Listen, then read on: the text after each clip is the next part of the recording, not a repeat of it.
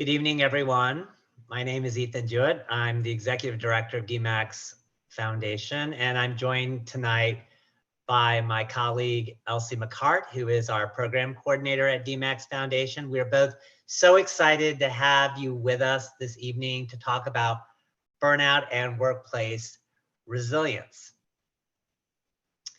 So for those of you who may be new to DMAX Foundation, our mission is to create connections and conversations that matter to strengthen mental health and emotional well-being for young people.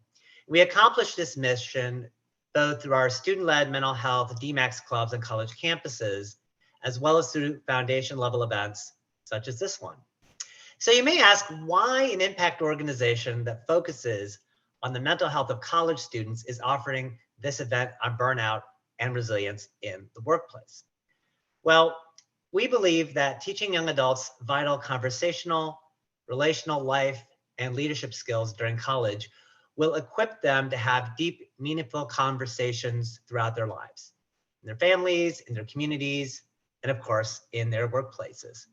DMAX Foundation therefore has an important role as a bridge between college and the workforce. And so we are expanding our programming related to workplace mental health. This offering builds upon our legacy programs that you may know about already, including our fall DMAX Leadership Forum, which brings together student and corporate leaders to discuss trends in workplace mental health, and the Lee and Lori Maxwell Leadership Award, which honors individuals who have been strong advocates for workplace mental health initiatives in their companies or organizations. During this evening's 90-minute program, you can move to the next slide. We will begin by hearing a series of presentations from leaders in a number of sectors on the hallmarks of burnout and strategies to foster resilience among employees, followed by a Q&A with you, our attendees. At a couple of points during the evening, we'll give you a QR code to direct you to our resources page with additional materials related to the topics covered in this webinar. And then finally, we'll end with information on a few exciting new DMAX programs we know you want to hear about. We're hoping that this will be an interactive event, so I encourage you to put your comments and questions in the chat. Next slide. All right. And I believe we're ready for our first speaker, who will be Norene Miller. So I'm going to give a brief bio for each speaker before they speak. Norene Miller is a leader in the HR sector, most recently working as HR leader for Comcast in the Freedom region. In that role, Norene's portfolio encompassed employee and labor relations, diversity, equity, and inclusion, compensation responsibilities, talent attraction and talent development, as well as partnering in strategic HR work in organizational design. Prior to joining Comcast, Norene spent several years in the customer service industry managing large customer operations, including leading multi-service center operations. And prior to landing at Comcast in 2011, Norene served as a senior VP of account management and HR service delivery at Ceridian LifeWorks.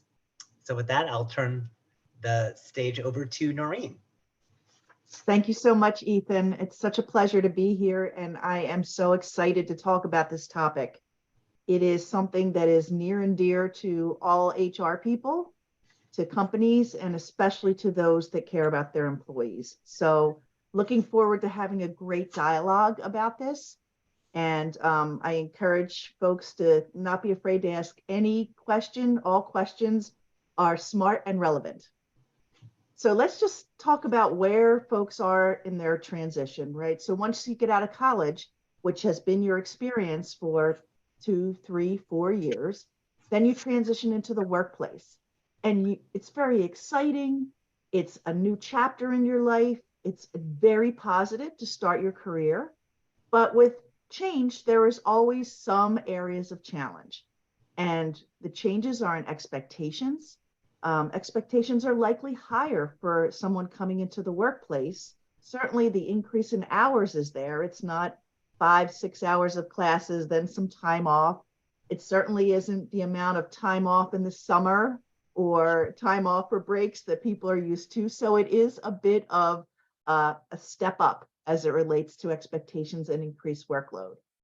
Also leveraging different skills, being in a classroom or even being in an internship and then coming into a workplace, a 40-hour a week, 5 days a week workplace, and working with people of all different kinds of backgrounds and generations definitely causes us to leverage some different skills than what we might be doing in college.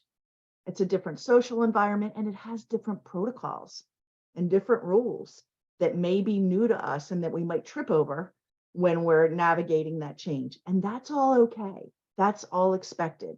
But when you're going through that, it can affect your confidence. It can make you feel a little bit pressured. It can make you stressed out. And all of those things are things that lead to burnout. Next slide, please. So in doing that, let's just talk for a second about what is burnout. Everybody has their own idea of what that is, but it really is an emotional and physical and mental exhaustion. It affects every part of our well-being. It can make us feel overwhelmed. It can make us feel emotionally exhausted and drained. And frankly, it can put us in a position where we just can't even meet the work demand. We just don't have it in us.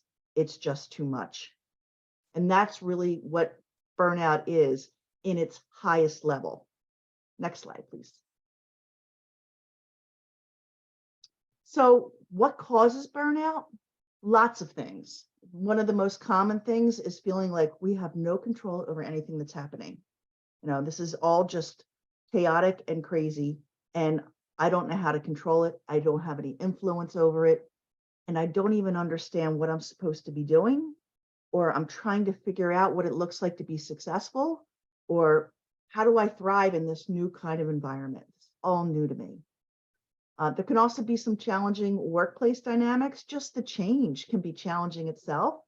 But when you come into any company, any organization, there are going to be some things that maybe don't feel like they are the most positive as it impacts us. Every workplace has challenges. It's just a matter of which challenges are in which workplace. There's also some extremes in some workplaces. When you're interviewing, you'll hear people say, like, you have to thrive in a fast-paced environment. Well, that can be code for chaos. May not be, but it could be. And so you want to just keep an eye out for that as well. Then there's the other part that says, we're very friendly and we're very laid back. And you get in there and you're like watching the clock and yawning because it is monotonous. This is not exciting. This is not what I went to school for. But that's what happens sometimes when you get into an entry-level job. And again, it is not just your experience. It's generally the experience, and it's okay. You just need to know how to navigate it when you come across it. Also, a lack of social support. So you could come into a work environment where you don't really relate to the people that are there, or maybe it's not a very friendly work environment. Maybe it's a very keep to yourself work environment, and you really thrive on having social interaction and enjoying your peers. That can create stress and make you unsure, which can lead to burnout as well.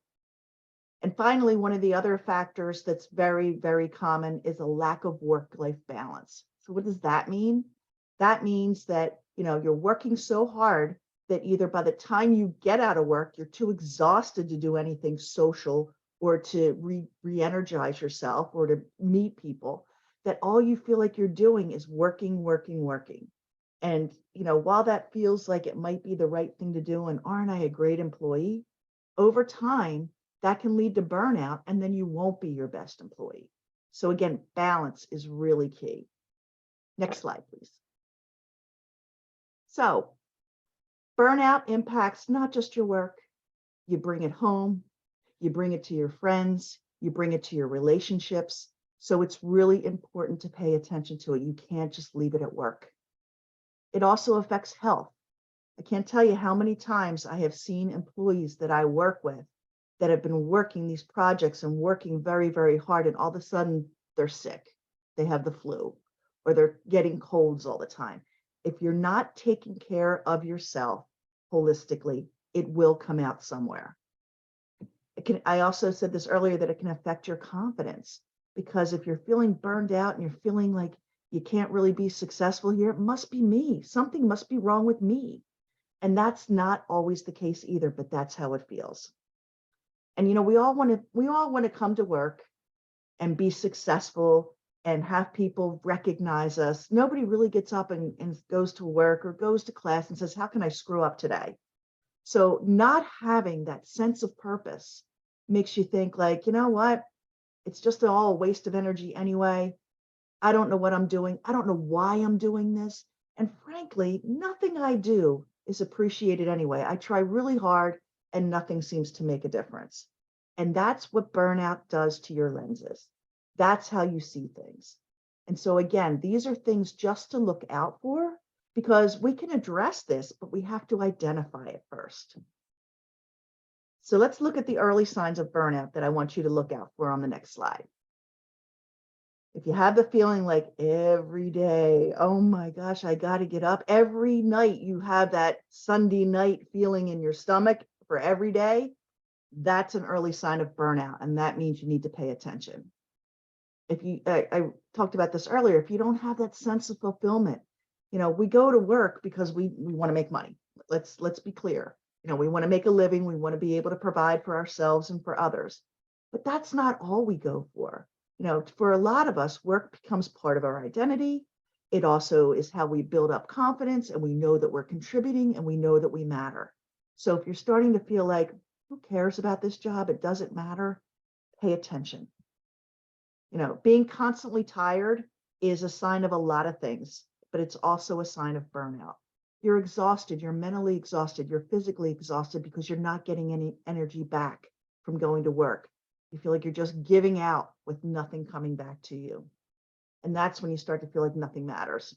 I don't care about anything, nothing matters. And that shows up in your workplace. And if you're sitting there thinking, nobody really knows I feel this way, you're fooling yourself.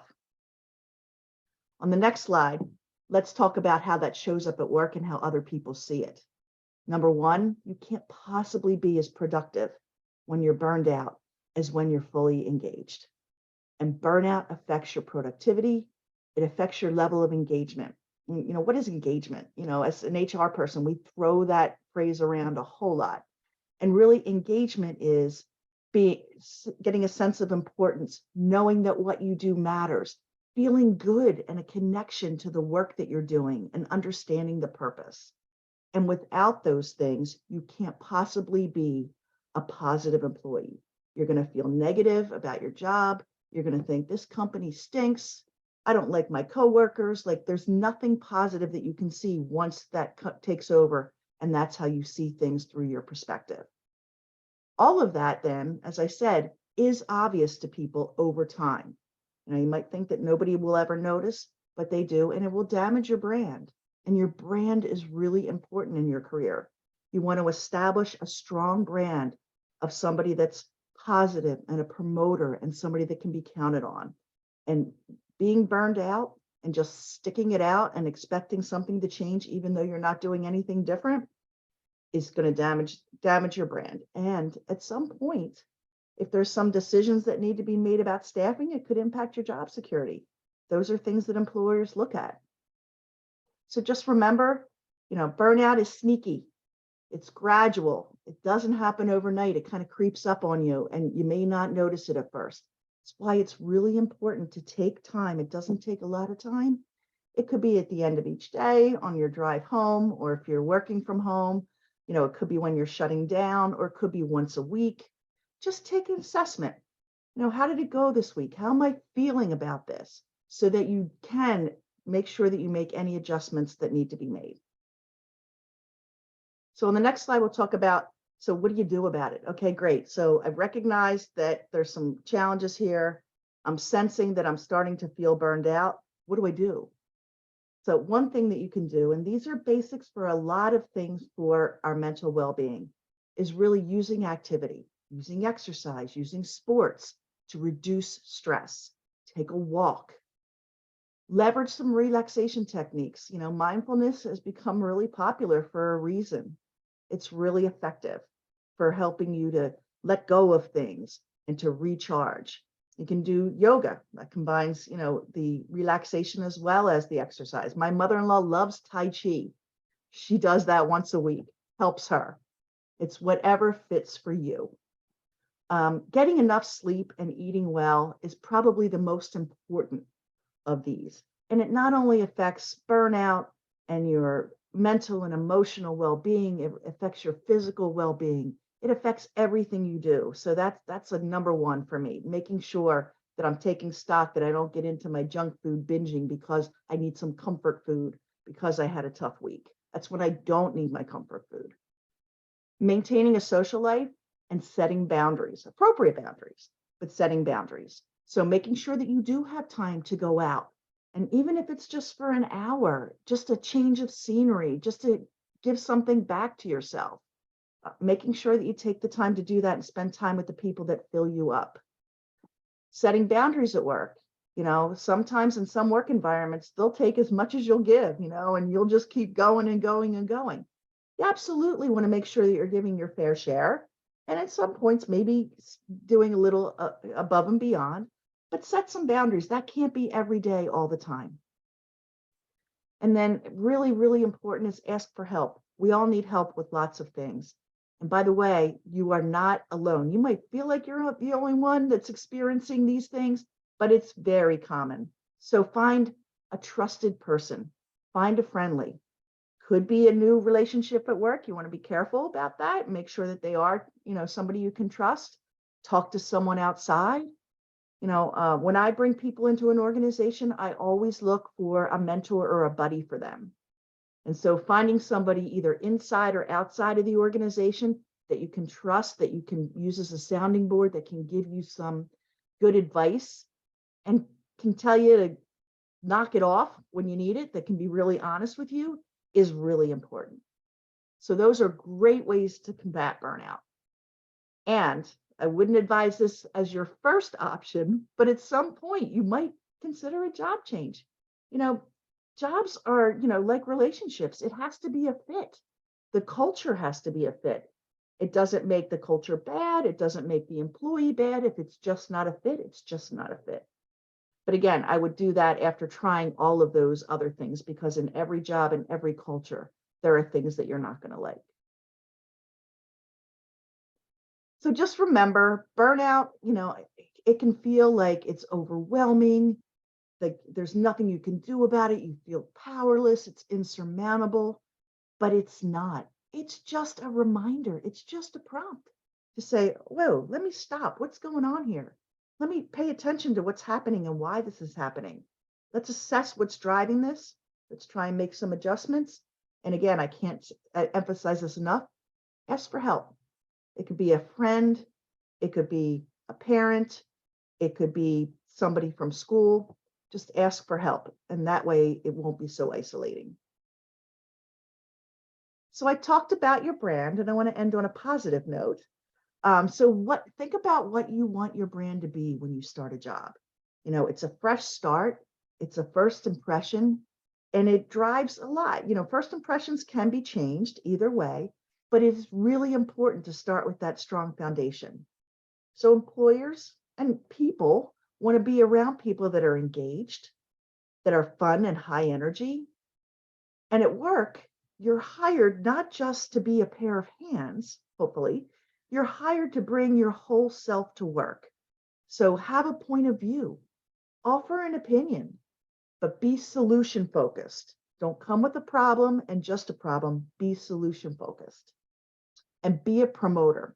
And then when I say be a promoter, what I mean is someone that really is kind of like a cheerleader, and like not in the like gag me way, but in the way that, they're looking at the positives, they're not always looking that the glass is half full. They're coming up with good ideas. There's somebody that you want around, and they're a reason why an employer would bring you on. That's how you add value.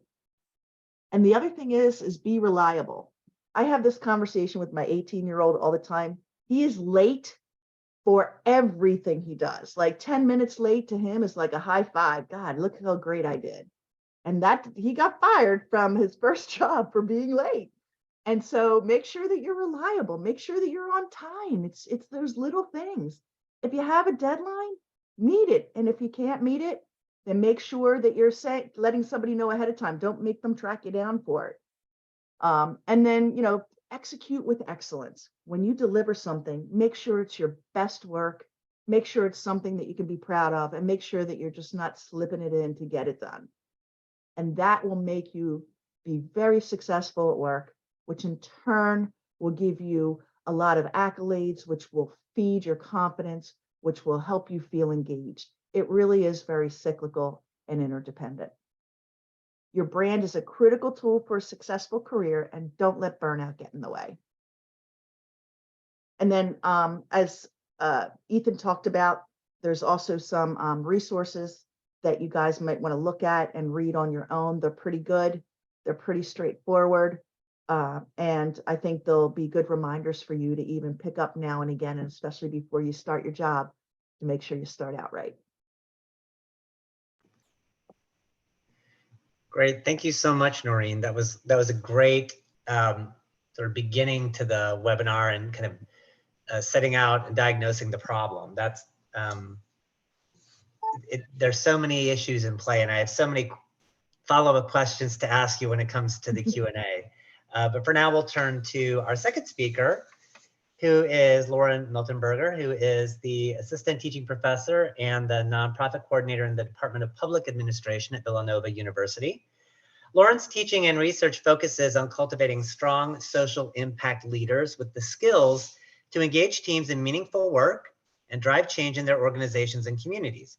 Her work has been published in the Journal of Nonprofit Education and Leadership, the Journal of Leadership Studies, the Journal of Education Finance, and the Nonprofit Quarterly.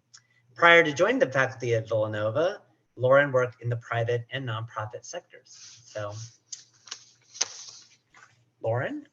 Yes, thank you so much for having me. This is such a great thing to be thinking about at any point in your career, but I love that you are focusing in on before you start your formal career, and providing some tools and tips for college age students to to think about. It is a buzzword, it's everywhere. What is burnout? And it is so important to think about. So it's great. We didn't really plan it to work this way, but I'm going to kind of pick up where Norene ended. And what I want to just talk about are a couple things to look for when you are interviewing for a job, in maybe your first job when you graduate, or for an internship or a job in college. So many of our college students obviously work during college. So what are some things that you need to look for in an organization when you're being interviewed, but you're interviewing the organization too? And I know that things are changing right now. In the past, it was such a employee driven, over the past year or year plus, so many more choices, so many jobs available. It's changing a bit. There's not as many jobs available right now. There still are, but always think of yourself as the most valuable asset in that organization. And what can you look for? What are you going to look for in a place that is not creating burnout? So what are you going to think about and look for when you're interviewing, to say, is this a place that's creating burnout? Because burnout, it absolutely is, an emotional state, that, it was an amazing, exploration of the topic, but it's created by the organization. So what are you going to look for in the organization to say, maybe this place isn't the best place. How can we avoid burnout? How can I kind of set myself up for success? And what are some, or we could flip it in a positive way. And how can you seek out organizations, teams, leaders that support their employees and also believe that their employees are the greatest asset in the organization? And so many more organizations are, the great organizations, the first thing you can look for is like the ones that win the Best Places to Work awards. But those are few and far between. I think the Great Resignation or the Big Quit, quiet quitting, all these things have been buzzwords over the past, almost 2 years now about so many people are leaving places because they're tired of being burnt out, or not feeling whole and accepted and valued in the organization. So a lot of places are figuring out that they need to change, that they need to invest more in their teams. So when you're interviewing, look for culture. I'm going to give just a few things to look for.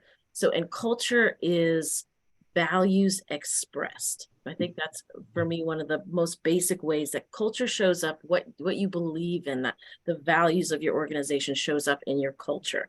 So when you're interviewing, well, first of all, before you even talk to anybody, so much information is out there, right? So you're going to look at their website, you're going to look at their social media pages, you're going to look at Glassdoor, LinkedIn, Indeed. Everybody gets ranked, 3 out of 5 stars. And look at those comments. You can, the data is available, that you can check out, like interview, look at the culture of the organizations that you are potentially going to be working for, and get a sense of, what is this place like? Look at those values. So, what do they believe in? And then when you do, then step 2, when you get the interview, you can absolutely ask questions about how would you describe the culture? I saw your values on your webpage as, XYZ. How do those show up in behaviors? How do we, how does the organization express those behaviors? So, so that's part 1 of culture. The other part is, does the organization have a mental well-being culture? What can you find online about them supporting, opportunities to have discussions about this? Do they have a statement? Do they have, what are the employee benefits around well-being and mental health? Are they addressing this? So culture is big. Culture on, first is just, how do they treat their employees in terms of the values? How do they show up, and how are they expressed? Just how do things, work? What's the, the way things work? But then really seek out, how does this organization support their teams in terms of mental health, well-being? See if you can find. So that's number 1 in terms of, do some investigative work. You guys can find anything. You can probably even go on ChatGPT and type in, write a report on this company and culture, and see what it can help you find. That's a whole other topic, right? I'll see, and Ethan will do that one later. But look for culture. You look for it. See what you can find and ask questions. The next one is, we know that people leave jobs because of their boss. That's always the number 1 or number 2 reason why people leave. So look for leadership development programs at this organization. How do they support their leaders? You can ask questions about that in the interview. But again, before you get in, you're still in, do your homework. Look at the structure of leaders. Is it flat? Is it hierarchical? See what you can find. What are their coaching programs? Is the HR department investing in leadership? Look and see how much of an investment is made in leadership development, because we know that great leaders reduce burnout. That's a causal link. That is, if you have a great leader, they are going to support the employee, and recognize, the signs that you're burnt out, help relieve it. So look for the leadership development programs. What types of leaders are being cultivated in this place, and how are they being supported? Because being a leader is really hard. So what does the organization do to support that? And then the last piece is, we know that your generation really wants growth and development, and every human being wants that. That's not something new, but it's something that is very much a priority for your generation. And that as it should be, right? We've been telling you guys since middle school that you can do whatever you want, and you can, if you work hard, get a job. What are you going to do? What's the positive impact that you're going to make in your life? And that it is true, but is that philosophy of continual growth and development happening at this place that you're looking to join? So look again, right? Number one, do your homework, look online, see what you can find. Number two, ask questions about it. What are the opportunities to continually learn and grow, even in entry level? We all want to feel supported, connected, continually learning. I mean, and the other side of it is every organization knows that everything is constantly changing around us. So there's so much to learn. So what is their learning philosophy? So 3 things to look out for. What's the culture? What is the leadership like? Leadership style, leadership development, leadership philosophy. How do they support their leaders? And then what types of development and growth opportunities exist in this organization so that you can assess, okay, I'm coming in here, right? I want to be developed and be seen, really, seen as someone who is valuable, has a lot to give, which you all do. How is this organization going to support me? Great. That is really wonderful practical advice. So started with kind of diagnosing the problem, and now we have strategies for people who are entering the workforce to really scout businesses and do their research. I have to say, one of the things I'm always really surprised by is how many people don't do research. I've had people come into interviews and I always say to them, what do you know about our company and the populations we serve, and what sort of research did you do to prepare for this interview? And I have had a number of people with sort of blank looks on their faces. Yes. So I want to absolutely echo what you're saying about being prepared and learning as much as you can about the company before you walk through the door. 100%. And I will just if I did have a 4th thing, which I like 3 things, so I was going to keep it. My 4th was purpose, mission. I know here at Villanova, where I work, and at other nonprofits that I've worked at, if the mission of the organization isn't in the cover letter, isn't discussed, if you don't know it, it's like, wow, why didn't you do your homework? But that right. Purpose too can also help relieve burnout and stress and help you become more resilient in how you're, so you can also do your homework on what is that mission? What is that purpose? How is that showing up for employees, and use that practically for yourself to reduce burnout. Continually think about why am I here? What am I doing in this job that's supporting the overall functioning mission of the organization? Absolutely, I completely agree. Yeah, absolutely. Thank you so much. We're going to move to our next speaker, Malia Gilbert Neal, who is the executive director of ArtWell. Malia is a Philadelphia native who came to ArtWell with a breadth of experience in nonprofit programming and fundraising. For the last 3 years, she's focused on out-of-school time enrichment for youth living below the poverty level, growing horizons at Green Street Friends, and initiating the program's first pre-kindergarten class.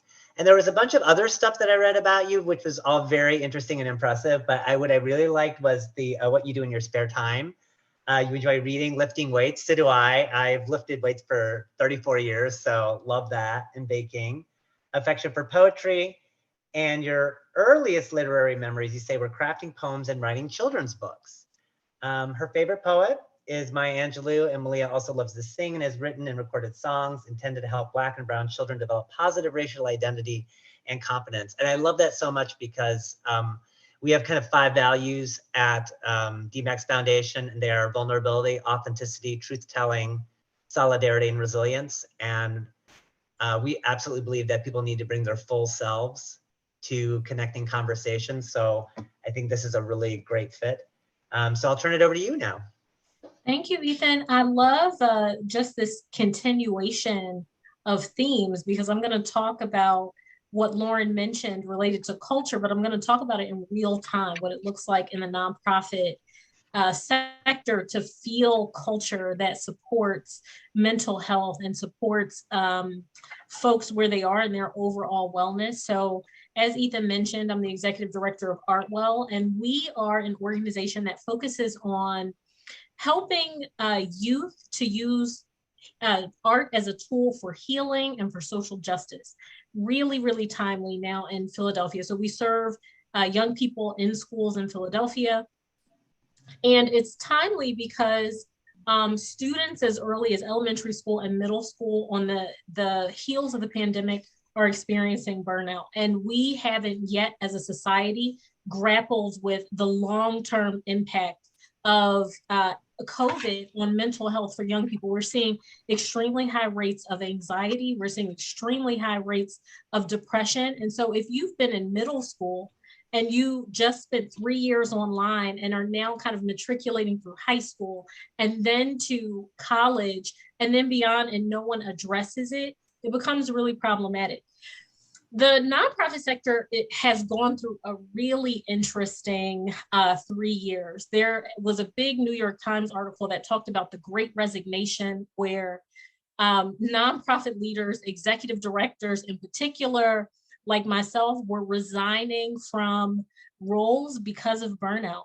So not only am I an executive director, but my background is actually in fundraising, and fundraisers are notorious for reaching burnout very quickly because it's a very fast-paced, outcomes-driven position where you're typically responsible for an entire budget.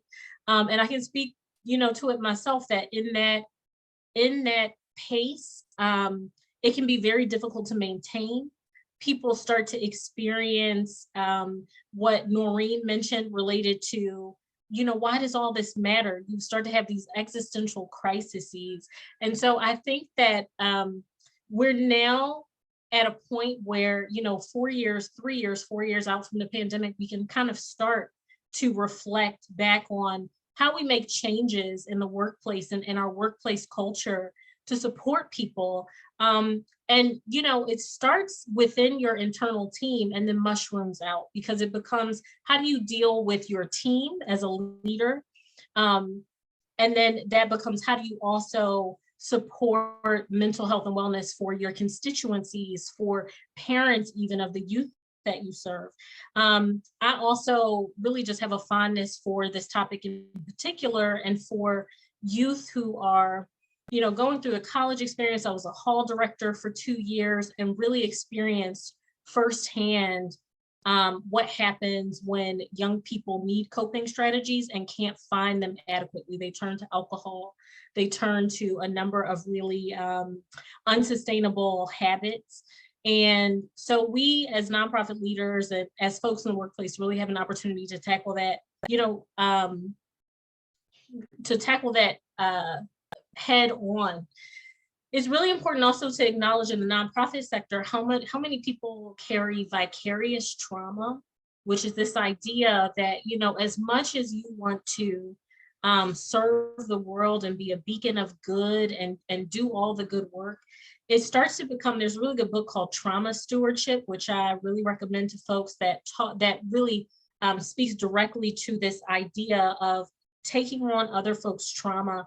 And when that goes unchecked, if there are no supports, if you don't have a therapist, if you don't have a strong community, if you don't have friends in the workplace that you have built strong relationships with, it festers and starts to impact your own productivity, impact your own mental health, impact your own happiness.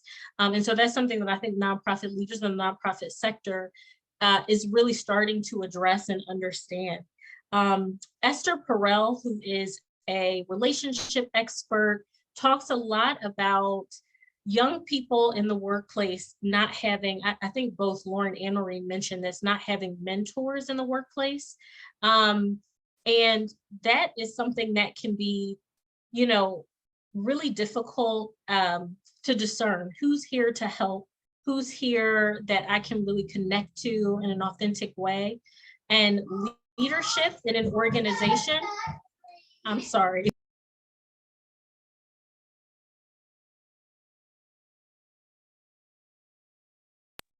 Someone decided bedtime was over. But I think that that is my 5-year-old Leo. I think that the point that I want to make around building connection is that the U.S. Surgeon General recently announced that loneliness and disconnection is as harmful as smoking 15 cigarettes a day. And in the nonprofit sector in particular, it's really important now that, many organizations are strapped for cash. many have turned to remote work because that's the best alternative to just keep doors open, is really vital for leaders and for staff members to figure out ways to keep people connected. I think related to this idea of vicarious trauma and connection and disconnection in the workplace, particularly with the nonprofit sector, I really have to talk about my experience as a Black woman and how racial stress also contributes to a feeling of burnout. In the nonprofit sector in particular, you have, again, vicarious trauma, layered on to the fact that there are biases happening, layered onto the fact that there is wage gaps happening related to gender and race and possibly religious affinity. You can layer on any identities that you want. And I think that myself as a leader, I tried to foster a culture of inclusion, and what that looks like in practice. One of my first initiatives joining ArtWell, and I've only been there since September, was starting to do a deep dive in our handbook, like what days do we give off? Like maybe I can't compensate everyone. And I really believe firmly in compensating folks for their emotional and physical and psychic and spiritual labor. And that can be very difficult in the nonprofit sector because there aren't just, endless budgets like sometimes there are in the for-profit sector. But what that means is being very crafty about the way that you look at folks' perks. And for me, if I can't, give you the salary that you really should be at immediately, then what that means is that I can offer other perks. I increase PTO for my staff by 12 days. And by 12 important days, I close the office between Christmas and New Year's, not because of a religious affiliation, but because nobody's doing anything in December. Like, let's be real. No one's doing anything in September. Close the office, let people be with their family, let people start to restore and have this moment of rest before going into the new calendar year. I also looked at, observations that we weren't closing the office for, including Eid, which is a Muslim holiday, Rosh Hashanah, which is a major Jewish holiday. All these things matter and make people feel like they are supported and cared for. I closed on election day.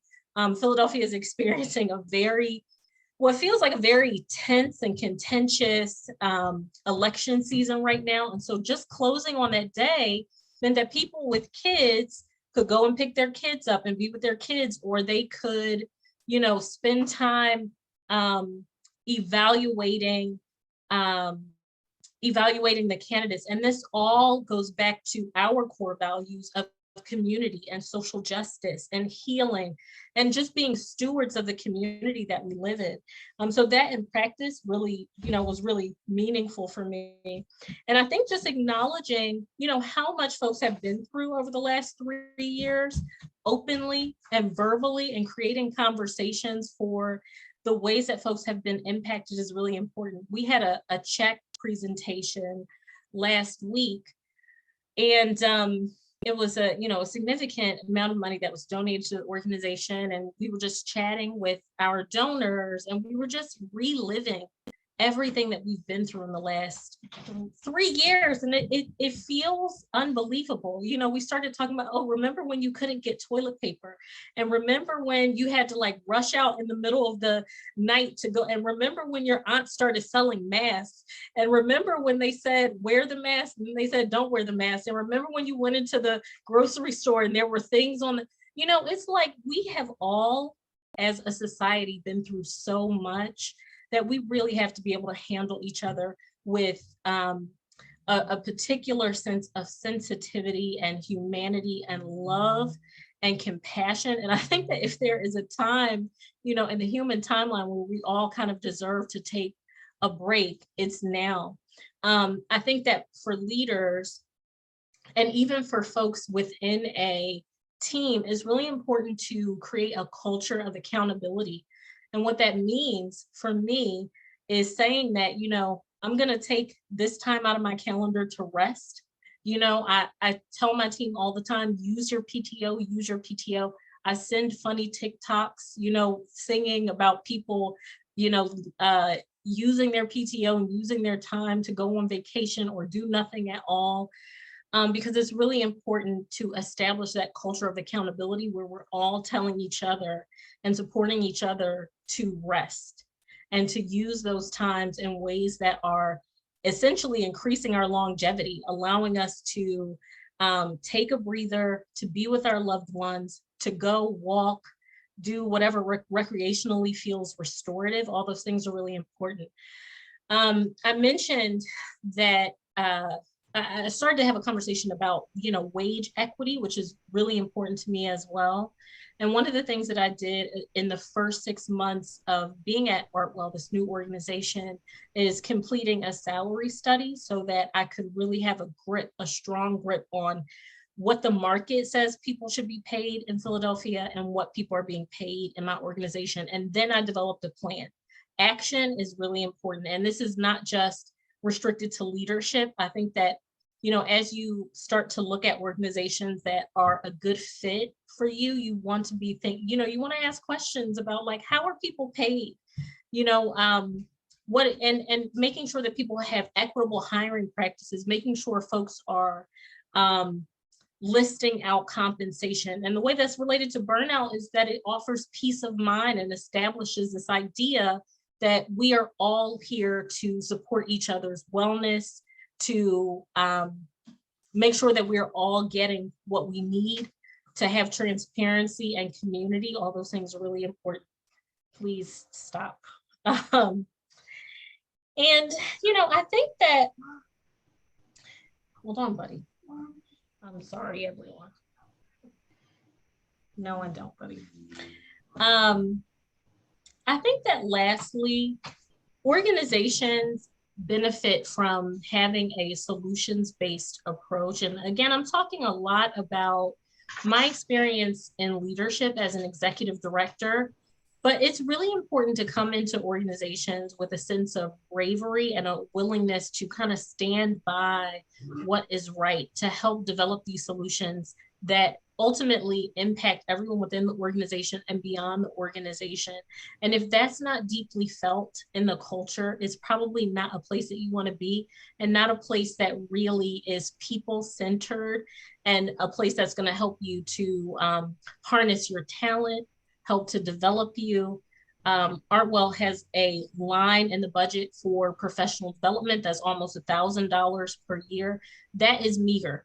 Anything that we can offer is meager, I feel. I'm always looking for what I can do more. I want to raise more money so that I can pay people well, so I can, pay, things related to education and development. And all those things are really important to me. And I think that the nonprofit sector is moving in that direction, and will continue to move in that direction to stay on par and to continue to be competitive with other sectors. Thank you so much, Malia. And the entire time you were talking about how to compensate staff when people don't go into nonprofits for the money, but you still want them to feel valued, and you want I can't pay you the kind of salary that I know you can make in the for-profit world, but I can create more flexibility in your work schedule, and I can offer you more days off, and I can let you go home early over a long weekend. A lot of things we do that as a way of trying to really keep talented staff, because we know that whenever we lose a person, the loss in productivity and the amount of resources that have to go into onboarding a new person, and the loss of intellectual capital and experience really costs the organization in the long run. And so I absolutely feel everything that you said. I feel like you've lived my life to a certain degree. And so I really appreciate it. I think those are really practical things for people who are looking to go into nonprofits to really think about, right? To have an eye towards those things and to ask questions about those kinds of things, right? Especially if you know you're going to go into a mission-oriented type of job or profession. So we're running a bit over time, but that's okay. We can make up a little time in the Q&A. I'm going to turn now to our last panelist, who's AmandaGrace Krier, who's going to provide a mental health perspective to our conversation.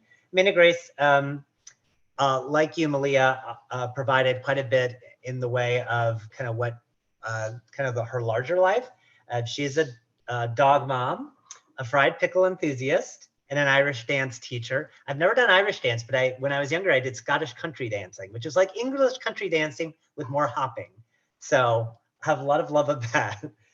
She is also a mental health professional, suicide loss survivor, and person living with mental illness. AmandaGrace works as a full-time certified peer support specialist working with youth and young adults in Bucks County, PA. She's currently a junior at Millersville University studying social work. She is working towards her dream of obtaining a doctorate in public health. And she's very excited to partner with us and hopes to shed light on mental health in the workforce. And AmandaGrace was at our most recent educational event, which is wonderful to have her and a presence from Magellan, where she is the youth support coordinator. So AmandaGrace, I'll turn things over to you. Hi. Well, thank you for having me. It was also an amazing event. Your educational event was just amazing. But hello, my name is AmandaGrace, and yeah, I work in the mental health field, but I am also a student. So I think I'm going to offer a little bit of different insight because I have about 6 years experience in the mental health field, but also I am just like you. I go to class, I'm taking a summer course, and I want to rip my hair out. But when it comes to burnout and quiet quitting and all these things, it's really important to start with a baseline of learning how to love yourself and also knowing your value. That is so incredibly important when you're going into the workforce. To be able to advocate for yourself, and what you need to first find the value within yourself, because you have so much value and you bring so much to whatever field that you were going into, whether that is healthcare or whether that is engineering or my mind's blanking, but lots of other fields that you hold a value, and there's nobody else like you in that role. That I heard a lot from a lot of different companies that, oh, like, yeah, like they'll just replace you with somebody else, but you specifically are not replaceable. That they might be able to put somebody else in the role after you, but you yourself are not replaceable. When it comes to burnout, I like to piggyback a little bit off of what Lauren was saying when it comes to finding a company, a position that the workforce is going to try to combat burnout. I think that a lot of times as young people and in the media, there's a lot of negative connotation when it comes to burnout, and there's a lot of blaming that we are putting it on ourselves. And that's not always the case. That I want to say to you that you should not be working outside of what your job description is at all. That you are being paid to do a job. And if your boss is expecting you to do things that are above and beyond your job description, you have somebody like Norene in your corner, because no boss wants to hear that, well, let's see what HR has to feel about that, because they don't want to deal with that. They don't want to hear that because they know that they're in the wrong. So it is absolutely okay to say, you know what, I think that it's wonderful that you entrust me to be able to complete this project, or that you entrust me to be able to handle this client, but I don't think that that's within my job description, or I don't think that that is in the scope of my practice. And that is okay to say.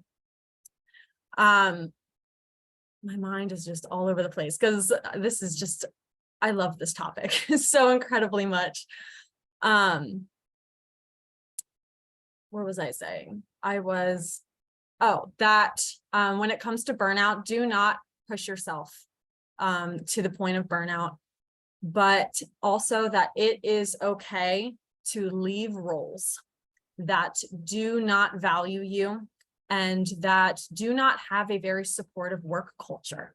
That is okay. That I can say that I am in full support of quiet quitting. I am in full support of rage applying, that those things are very good for your mental health and can be very beneficial. That I have left roles that I was in love with, that looking back, I absolutely loved my job, but I knew that my job was not good for my mental health. So then I had to leave and I had to find someplace that does value me. And I can honestly say every time that I did that next job, they also always paid me more than the last job as well, which is a perk that doesn't always happen. But for the most part, I find that it has, that it is absolutely okay to leave positions that do not value you as an individual. And when it comes to burnout and self-care, that you have to prioritize self-care. That has to be a priority for you, because if you do not take care of yourself, you cannot expect your body to take care of you. So you have to put time aside in order to reduce burnout. And that can look like a bazillion different things, and it is different to every single person. That a lot of times we say that, go to the gym, exercise, eat well, all of these things. If wellness for you is eating a popsicle and watching Grey's Anatomy, that is okay. That is 100% okay, because that is what wellness looks like to you. Now, binging junk food, that's not going to make your body feel great. But if you need to have a sweet treat and you need to just relax and you don't want to go to the gym, that's okay. That wellness looks different for everybody, and taking care of yourself is so incredibly important to be able to wake up the next day and do whatever it is that your job entails for you to do. That if you're burned out, that you can't expect to complete, the task that you have for today. And you should be in a role that your boss does not want you to be burned out, because that means you're not going to be that valuable employee that they know that you can be. That they're not going to get their money's worth if you are burned out and you're unable to complete your tasks for today. So with that, I want you to take care of yourself. That if you're going into healthcare related field, we are understaffed and we are overworked, but that's not everywhere. That there are going to be places that value you for who you are. That my current role, we have book club Fridays. We have walking Wednesdays where we have a Zoom call and we walk outside. That there are organizations that have such wonderful cultivated work culture. And it's okay if that first job you get out of college is not that job. So I want to leave you with, put yourself first, that you matter, that there is no one else like you, and you have so much value to bring to the workforce. Thank you so much, AmandaGrace. It's really important for, I would say, employees of any age, but I think especially young workers, to know that it's okay and it's expected that they will advocate for themselves.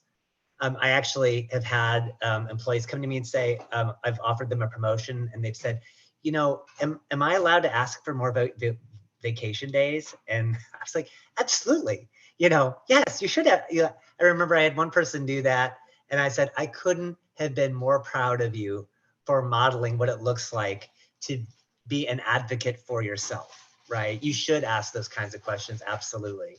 And you should make a case for why you should be paid what you're paid, or be offered whatever benefits you feel you should be offered. So I really respect what you said about that. That's I think that's something in college that people don't necessarily learn. You go into the workforce and you're like, I'm not sure what I'm allowed to do, allowed to ask. You have to kind of find your bearings in this new environment. So we're now at a point for the Q&A. So I have some pre-approved questions, but I also invite attendees to put into the chat any questions that they might want to ask of the panelists. So feel free to do that, and we will field them as they come in. I'm actually going to start with one of our pre-prepared questions, and I'm just going to ask it of anybody, really. What do you think are, say, the top 3 ways maybe a company will have to adjust to meet the expectations of the incoming workforce of young professionals? So being in HR, I'll hop in. Okay, that awesome. one. Yes, I was hoping you might.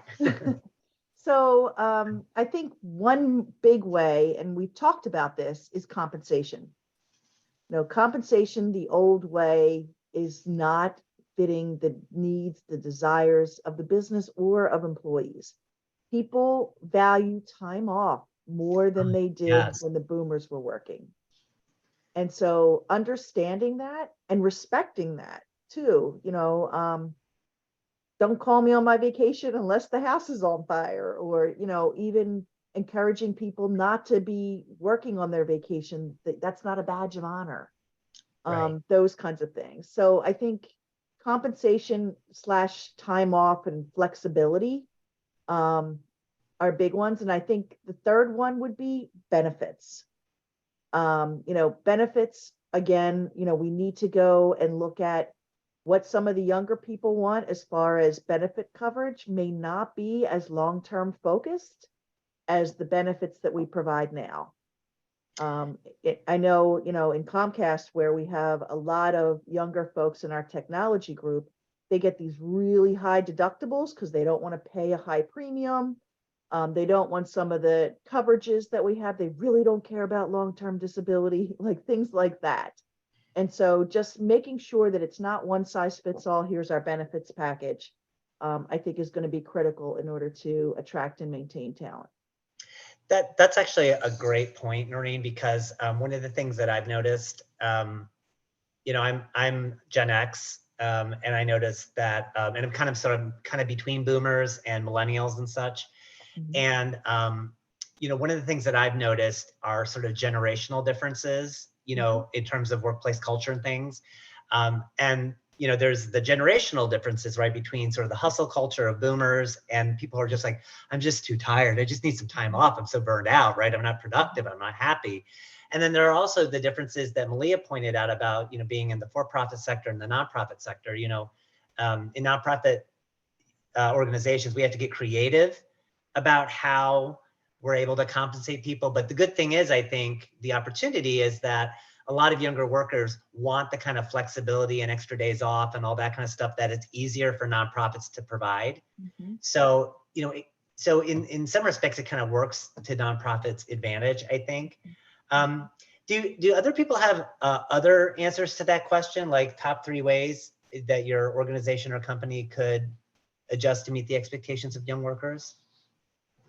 Yeah, I think that we are adapting to it, and in addition to the suggestions from Norene, I think it's actually like the 3 that I said before. Like, we know that, I'll go in backwards order, the developmental piece is so huge that this millennials, Gen Z, they really want to feel like, and it makes sense. They just work their butts off in college. So, if we're talking specifically about the knowledge economy, paid, however, so much money, invested so much time and hard work and money in getting a college degree.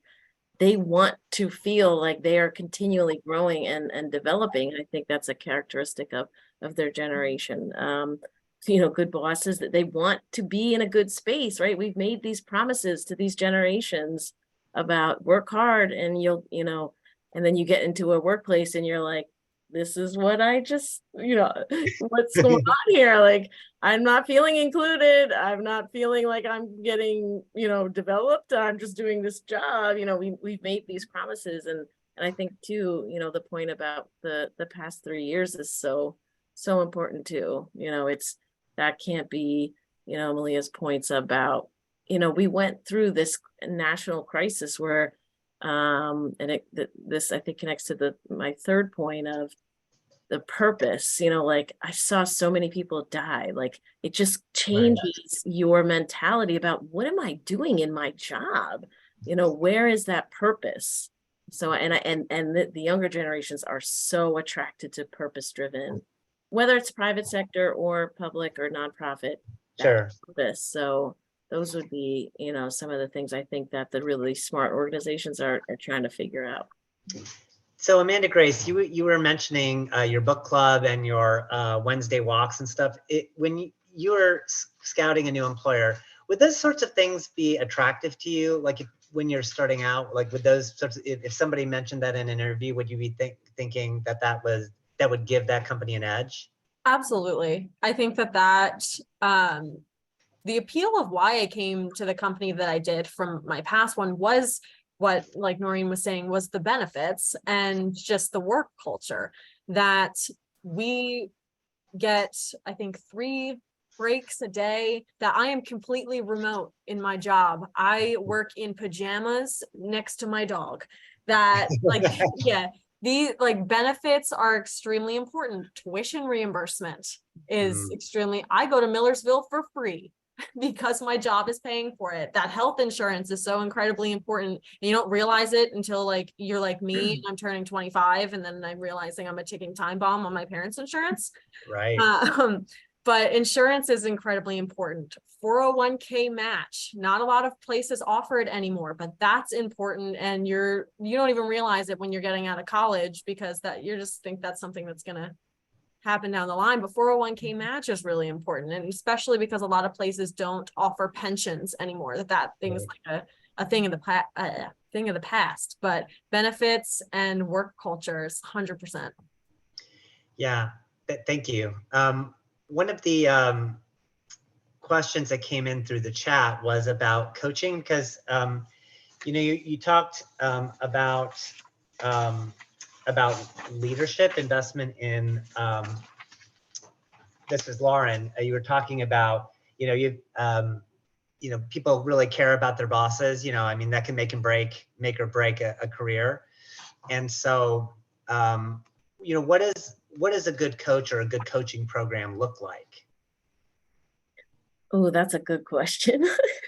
Because I think we've all had good bosses and really bad bosses, and we take lessons, I think, from each of them, like, oh, I'm not going to be like that person, or, oh, that was really gracious of them. That was really kind. I'm going to remember that when it comes my time to be a supervisor, so. Yeah, I think that you're just, it's what can you learn about it? How, what can, and how is the company, it's interesting because when you back in like the 1900s to the 1940s, 1950s, organizations, private companies mostly, recognized that they really needed to invest in leadership development and other knowledge-based programs like in the organization, and then that switch and big transformation there.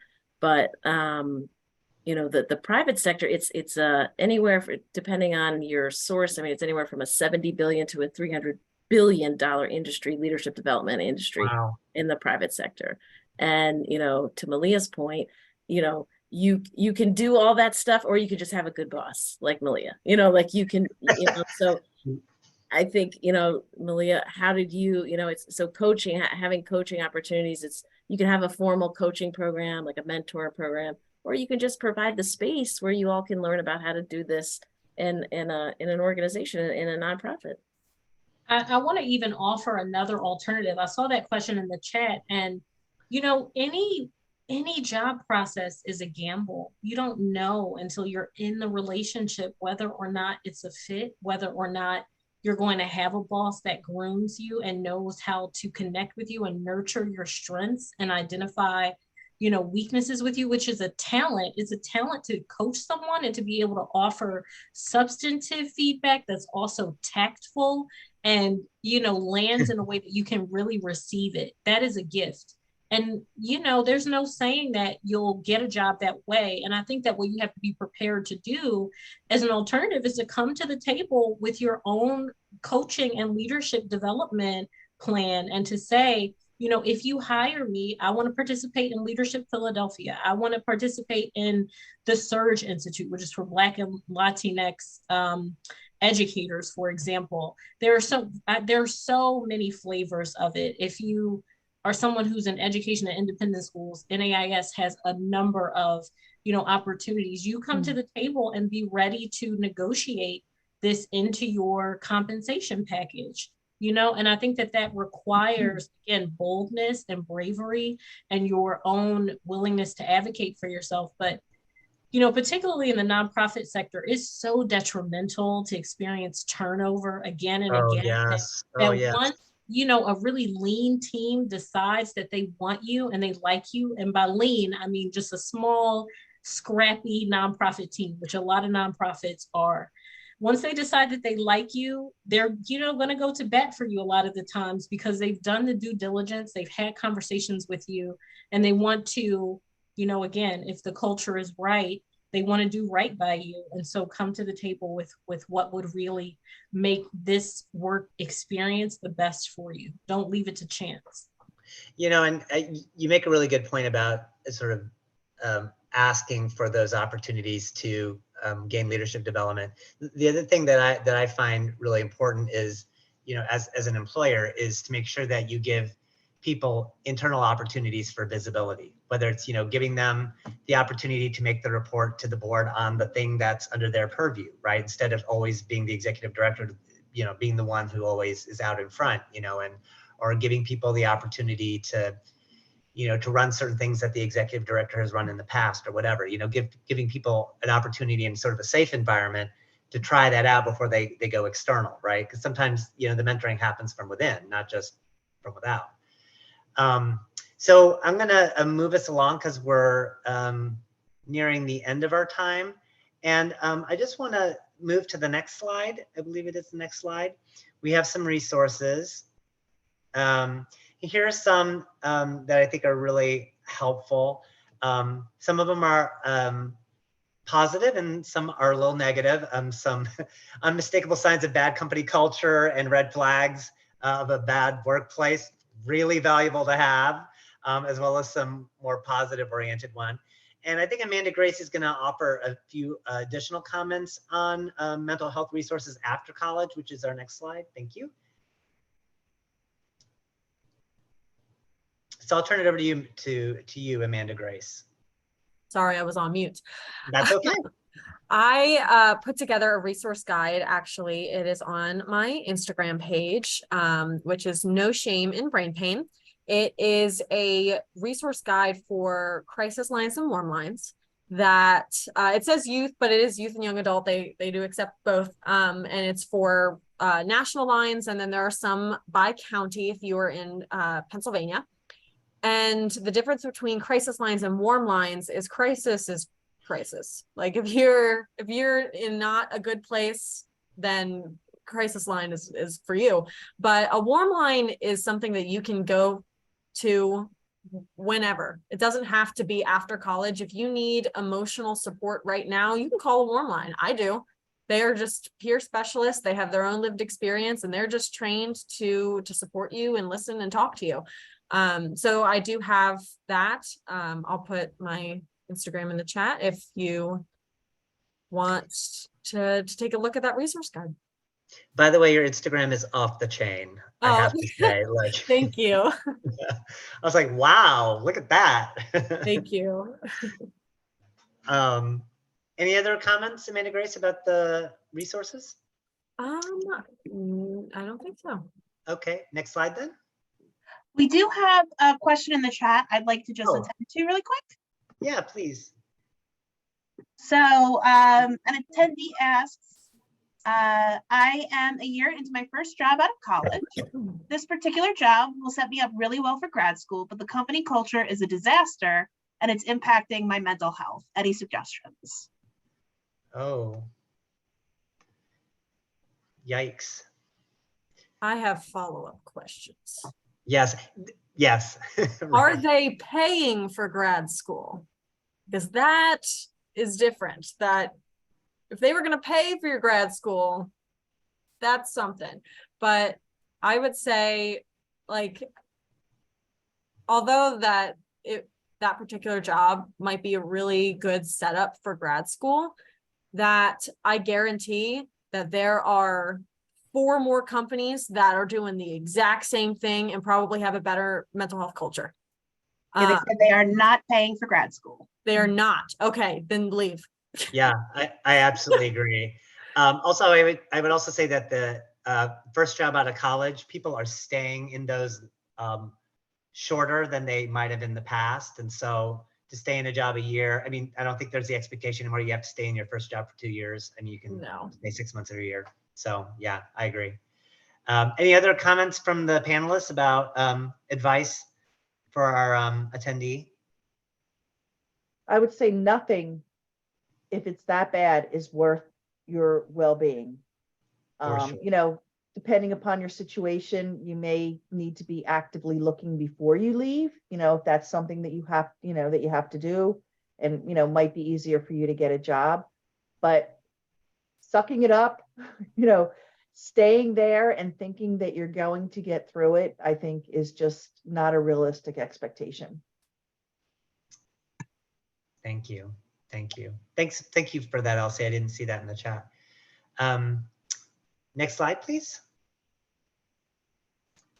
Yes, these were, so here's some more resources. This will take you to our resource page on our website, and so you'll be able to access all of these.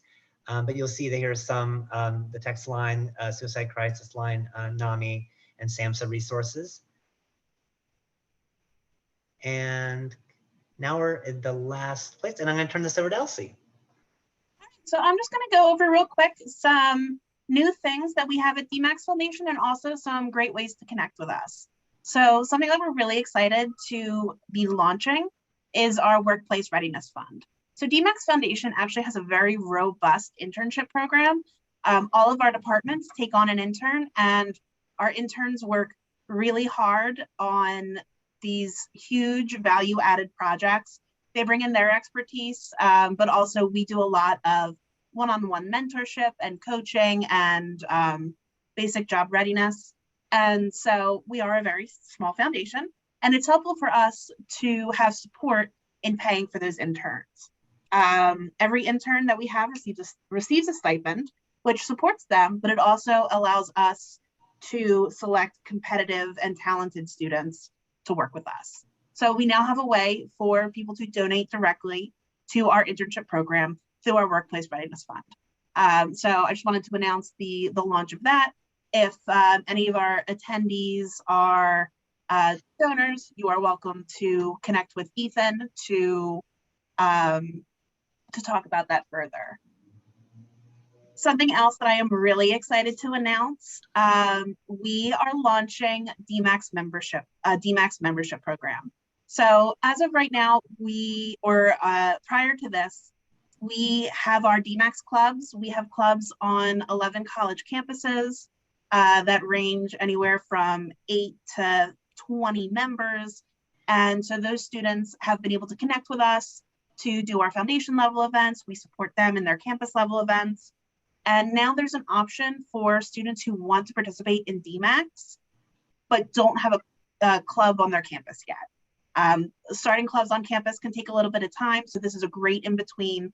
So we are launching membership. There is a QR code to become a DMAX member, and by becoming a DMAX member, it gives you access to membership-only events, virtual events, skill building, and leadership training. And it's a really great way to get started with DMAX, or if you are at a college campus and your club hasn't started yet, to be involved in the meantime. So really excited to launch this and announce that. And the QR code will take you to the website where you can fill out our membership form. You'll get a membership card in the mail, and then we will mail you a lanyard and a bunch of other fun stuff. Something else is starting your DMAX club. So we have clubs on a ton of campuses, Temple, PSU, Brandywine, PSU Maine, Lehigh, Lafayette. There's a bunch, but we always welcome new campuses. We're always working with students to start clubs on their campus. So if you are interested in starting a club, you can email me, elsie@dmaxfoundation.org. There also, you can go to our website, and there are contact forms, and you will be informed how to get started. And then we have an event coming up in July. This is a members only event, and it's our night in with DMAX. So we are just going to chill, play some Jackbox party games. We'll do some guided group meditations. We're going to listen to some lo-fi beats and just kind of hangout. So we are inviting our members to come and chill and chat with us. More information about this event will be available probably in the coming weeks. I'm going to turn it over to Ethan. Okay, well, you see there's a lot of great stuff going on. Certainly new workplace mental health events, as well as new club events and other student-focused events. We couldn't do that without the generous donations of individual donors, some of whom are repeat donors and members of our major giving society, the Founders Circle. So if you haven't donated in a while, we would love to have your support to support the Workplace Readiness Fund or any of our programs and activities. We also want to thank our mission partners. So next slide. Thank you. Janssen Neuroscience, Paramount, Sage Therapeutics, Devora, Advanced Behavioral Health, Jacobs, and Amazon. And our event sponsors are DMAX founders, Lee and Lori Maxwell, our board member, Craig Kramer, and the members of the Founders Circle. And that's a wrap. Thank you so much, everybody, for being part of this event, and look forward to engaging with you after the event to follow up on a lot of your great insights and hopefully develop a deeper collaboration. Thanks so much.